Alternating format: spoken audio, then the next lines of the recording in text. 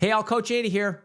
Want to have a talk with you about value and really just share a couple stories with you to help you understand how to get paid more based on what you're truly getting paid for. And I know it may seem obvious as to why an organization pays you, but they don't pay you for your time. They don't pay you for your skills. They pay you for the value you're going to provide them. So I thought, I've been chewing on how I wanted to share this with you for a long while, and I want to illustrate this with a couple of stories from my past. I think it was just time for me to turn the camera on, roll the tape, and just have this discussion with you, because I get a lot of questions week in and week out about how to raise my salary, how to get paid more, how to be more valued for my contributions. And I think it all starts with understanding truly why we get paid, why somebody values us. And I thought about a couple of stories that have happened to me in my life, one about 20 years ago, one about 8 years ago.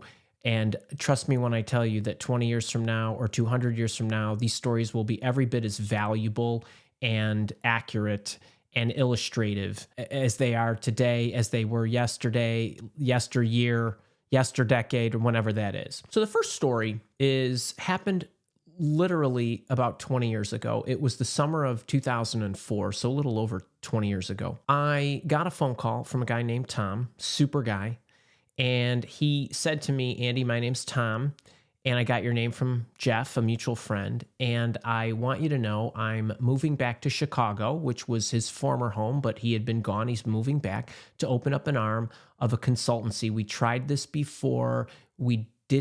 It didn't really work out. It wasn't really successful.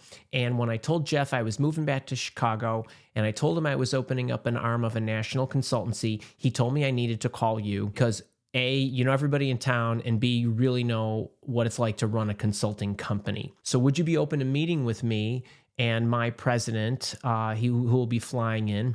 Could we set up a time to talk?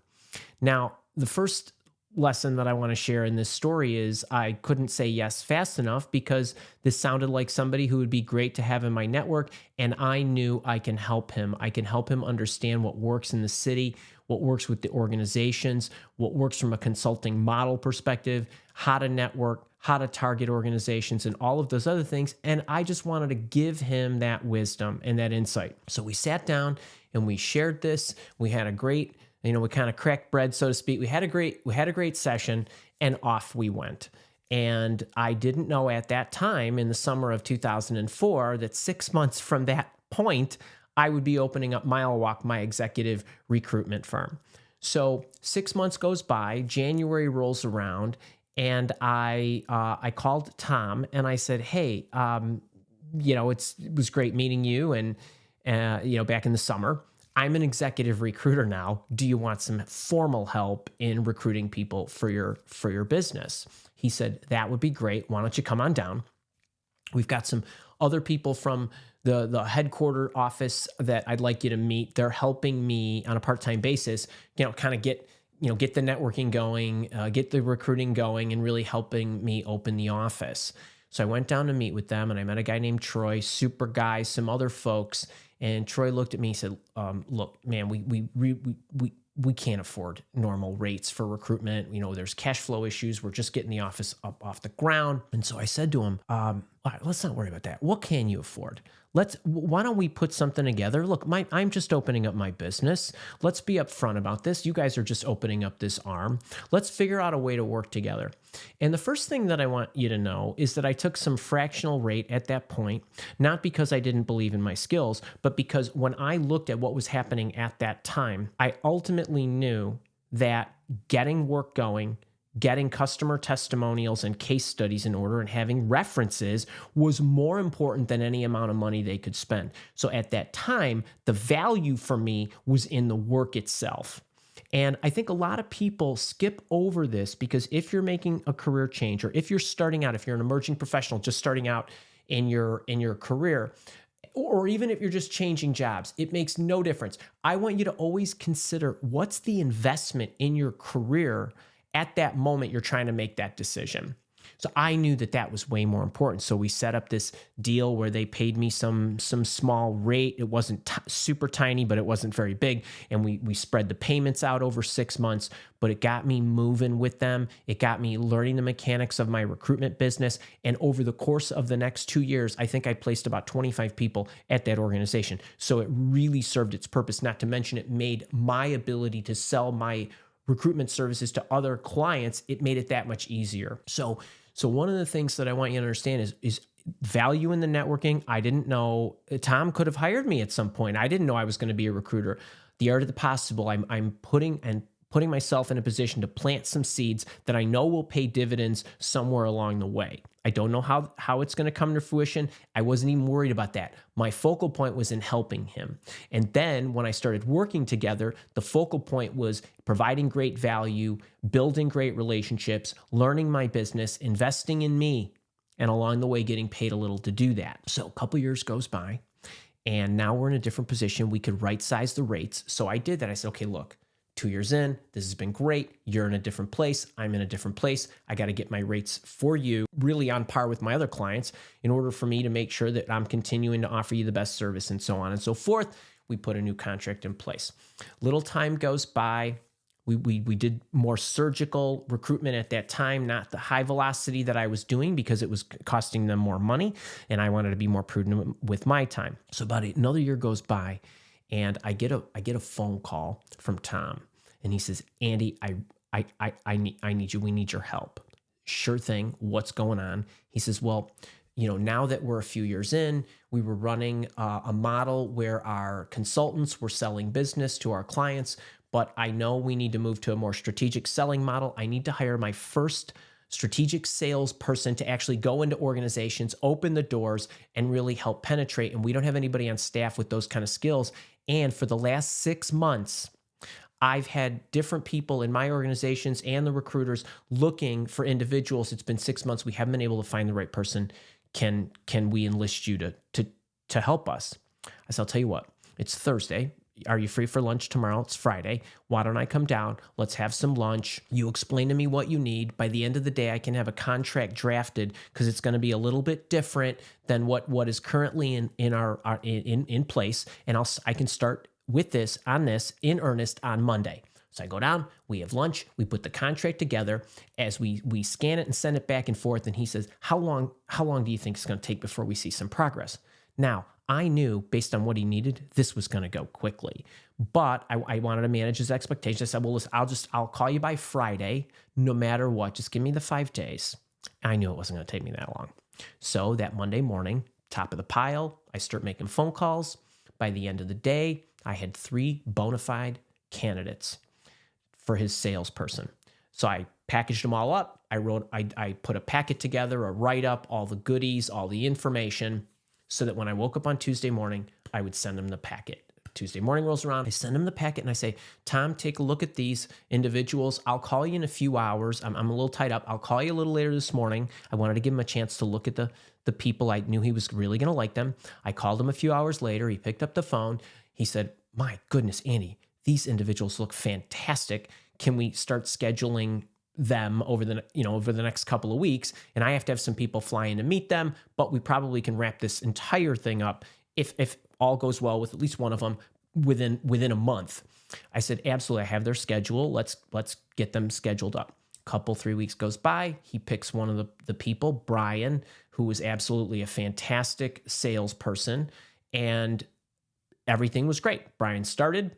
Couple weeks later, so within a month or so, Brian was there, hit the ground running. A couple of weeks later, I went and I met with Tom about another search. We were having lunch again, and I asked him, I said, "How's Brian doing?" He said, "Wow, he's doing great. He's already generating leads. Everything is going great. I have to ask you, how is it that you were able to find 3 great people so fast?" I said, "Well, we talked on Friday. You told me what you needed.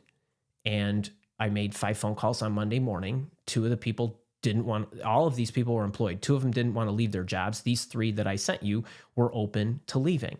And he looked at me and he said, "I paid you $50,000 to make 5 phone calls?" And I said, "No."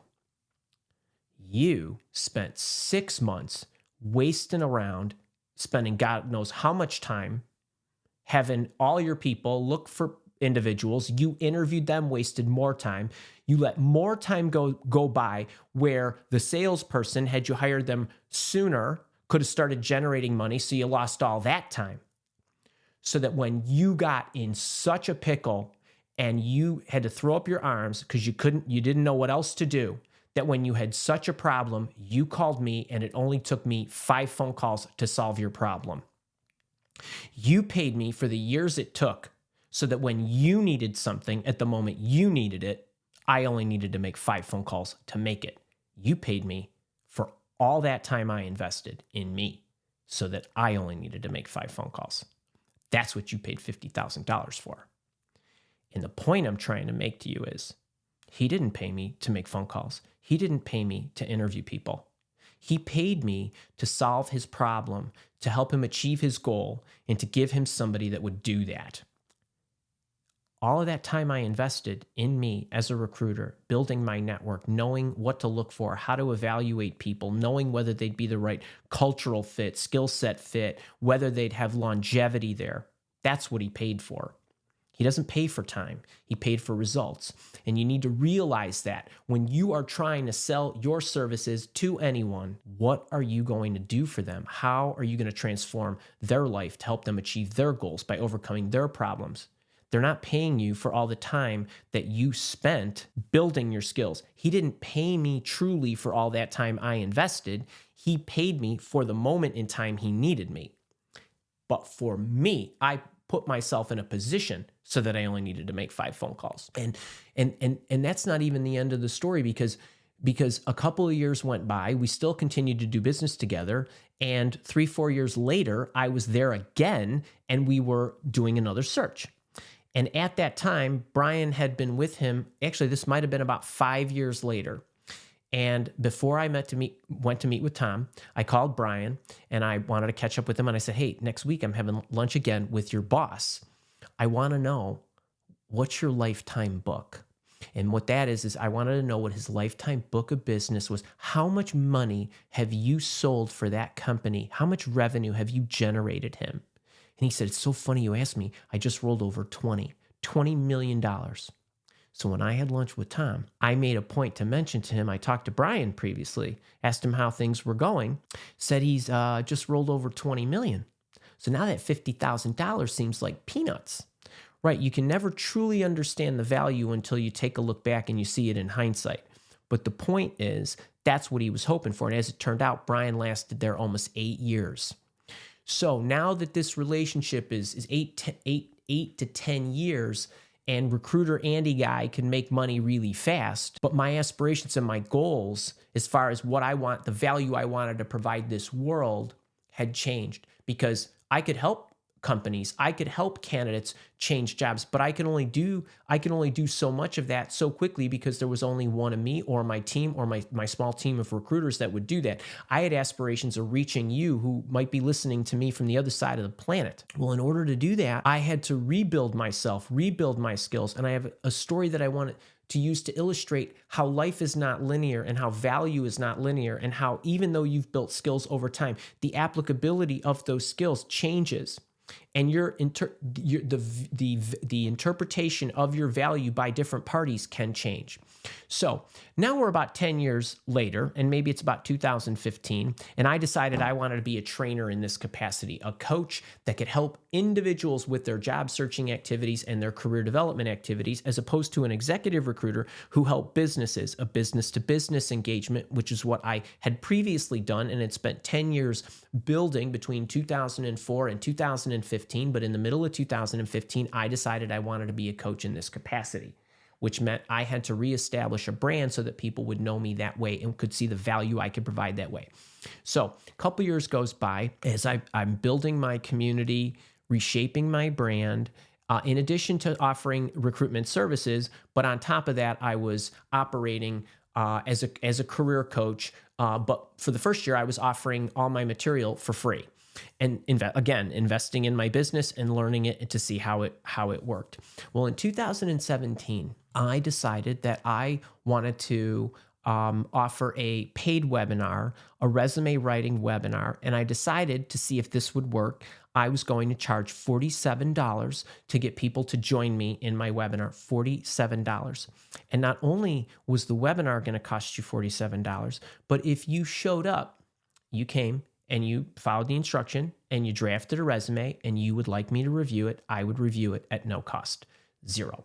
$47 got you attendance at a resume workshop or a resume webinar, and it got me, recruiter Andy Guy, to review your resume for $47 total dollars. And I don't know if I could count on two hands if I did 10 resume reviews.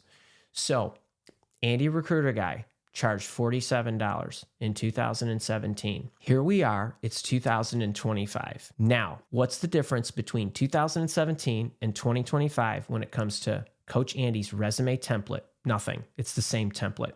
Coach Andy's resume writing skills, they're the exact same. Seen more resumes? Sure. Basically, you get the same guy with the same skills, except now it costs you 45 times that amount. So it's going to be over $2,000 if you want me to review your resume. What's the difference? I didn't change any resume writing skills. I have the same resume writing skills that I had in 2017. You just pay 50 times more for them right now. Why? Because I had to grow other skills to help you see my value in helping you review your resume or writing your resume or the asynchronous material I have for you to write your resume so that I could review it. All of that. I didn't change the product, which is me. Product is the same. The service is the same. What's different? Your perception of the value. Why is it different? Because I had to grow other skills so that you could see it for its truest value, which is how much it's going to impact your ability to get interviews and get hired. But in order for me to do that, I didn't need to grow resume writing skills. I needed to grow marketing skills. I needed to grow brand building skills. I needed to grow sales skills and service skills.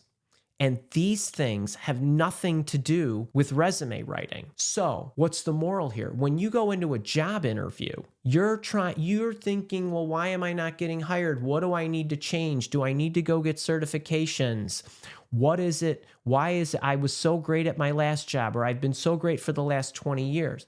Is because you're not spending enough time figuring out how to market yourself and sell yourself most effective. There's no difference between my $47 offer and my $2,000 offer. They're the same. The service is the same, but the value that people are better able to understand, it's a lot easier for me to make that because I had to grow other skills. Now, I realize you don't have a decade to grow marketing and sales skills to help you with your job interviews or your job searches.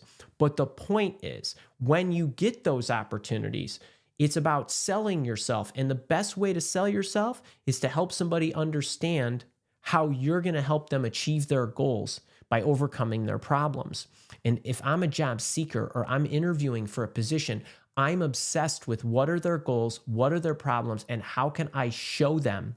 Because that is the analogy of the difference between my $47 offer and my $2,000 offer. There's a huge, huge difference in helping you understand that. And when you can see that, it's going to make all the difference in the world. And when you can get an employer to see that, it's going to make all the difference in the world. Not only is it going to make you more hireable, but it's going to get you paid more. So I want you to really focus on how is it that I can look at an employer and understand what it is they're trying to solve or what it is they're trying to achieve, and how the application of my work experience will help them do that. And then when you get those opportunities on your resume and in the interviews to paint the picture for them, that you do that and help them understand how their future is going to change as a result of hiring you. They're not paying you to make 5 phone calls, right? They're paying you to be there to help them get to where they want to be based on the fact that you spent all those years building skills that let you only make 5 phone calls. All right, lots of luck on your search. I hope you get the analogy. I hope you get the analogy from these stories. You don't need to change yourself. You're perfect the way you are, but your storytelling and your ability to get an employer to see you differently, that's where I would be spending my time. I would be putting my resume together so they could see it. I would be building my job interview stories the right way so that they can see it. All right, lots of luck. Hope you enjoyed this. I believe this is coming out as a premiere, so we're about to roll into some Q&A on my YouTube channel. Hopefully you're here with me live, chatting along with me in the chat. But any which way you're watching this, lots of luck there on your job search, and I truly hope that you get people to see you for what you truly are and the value that you can truly add to their lives and their companies.